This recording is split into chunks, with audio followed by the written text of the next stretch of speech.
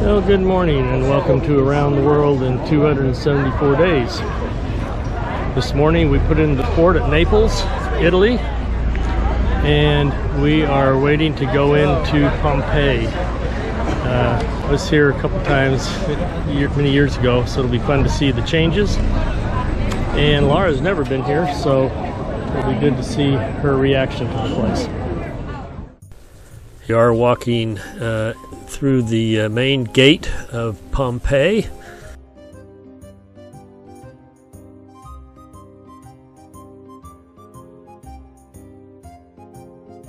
Pompeii was an ancient city located near Naples, Italy.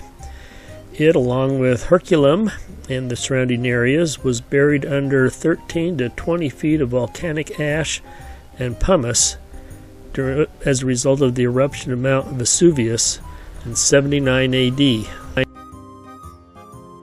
The city was largely preserved under ash, which now offers a unique snapshot of Roman life, frozen at the moment it was buried, as well as insights into the ancient urban planning.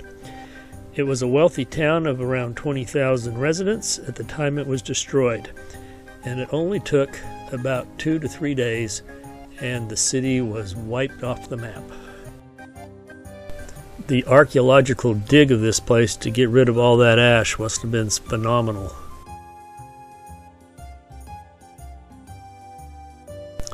That volcanic ash built up 2 to 3 feet an hour at the peak. The organic remains, including wooden objects, human bodies, were interred in the ash. Their eventual decay allowed archaeologists to create molds of figures in their final moments of life. Numerous graffitis carved in outside walls and inside rooms provide a wealth of examples of the largely lost vulgar Latin spoken at the time.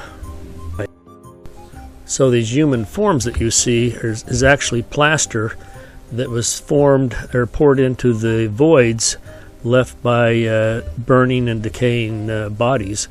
And when the archaeologists found them, they would just try not to disturb it too much and then pour the plaster inside. One of the main parts of the city is the public baths, and this is the public bath. You can see the ceiling is still in excellent condition, and you would walk in here, and there's a place in the back which would be the changing room or the locker room, probably. We'll see that in just a minute. But the men and the women were kept separate, and which kind of surprised me, but considering how loose Rome was. This is the cold bath. Yep, the cold bath. One I went to in Turkey, Versa. This is the cold bath. I think this is the men's because it's ornate. These rooms would be heated, steamed. One would be hot, and one would be even hotter. The hot water and steam was underneath the floors. And there was a large furnace on the other side of that room, that wall, and that's where the hot water came through with steam and hot air, and basically heated up these rooms and the water. The Romans loved their baths, and wherever the Roman Empire had extended to, the public baths were there as well. This is the fast food market, and apparently they love their fast food here.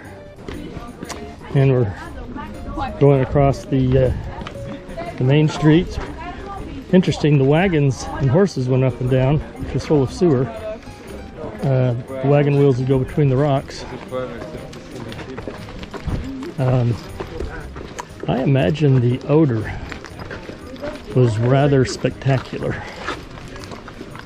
as people would, from what I gather, would have their night pots or honey pots as they called them in Japan, and bring them out, dump them in the main street. And then they had, we saw some public fountains where people would go get water, and the overflow would just come down through here and help wash the sewer away.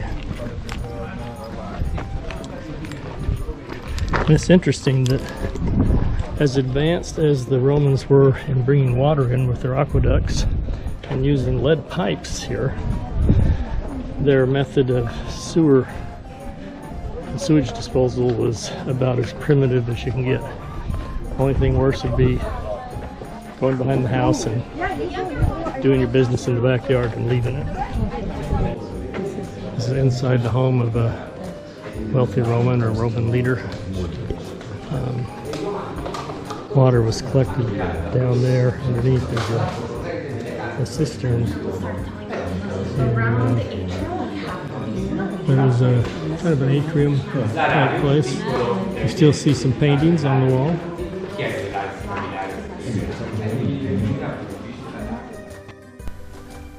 This is what they claim to be the master bedroom. It's where the big boss man slept. Here's the interior courtyard. They would have gardens in here, and apparently they like peacocks, so there are a lot of peacocks running around. That's very nice.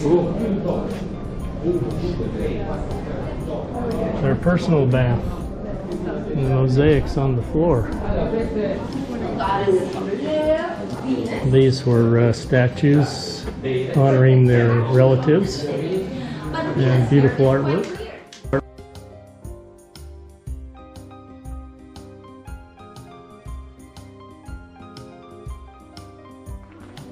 So this area was the slave quarters, the kitchen, place for the animals, the carts, basically where all the work got done. This is the theater. It's actually the small theater. There's a larger one just on the other side. It was not available for us to see because every summer they have actually put on shows inside there, so it was set up for that. That ends our day in Pompeii. We only saw a small part of it, but we only scheduled a 2.5 hour tour. Last time I was here, I think I spent a whole day, but we saw enough.